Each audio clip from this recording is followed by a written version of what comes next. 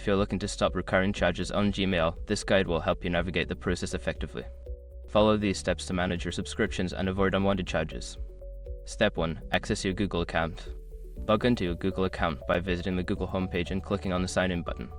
Enter your email and password to access your account settings. Step 2. Go to Payments and Subscriptions. Once logged in, navigate to the Payments and Subscriptions section. You can find this option in the menu on the left side of the screen. This section will show you all your active subscriptions and payment methods. Step 3. Review active subscriptions. In the Subscriptions tab, review the list of all your active subscriptions.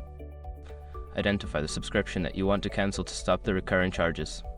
Step 4. Cancel the subscription. Click on the subscription you wish to cancel.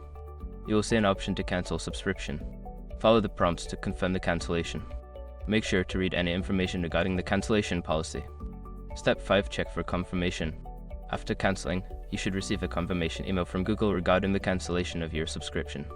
Keep this email for your records to ensure that you are no longer charged.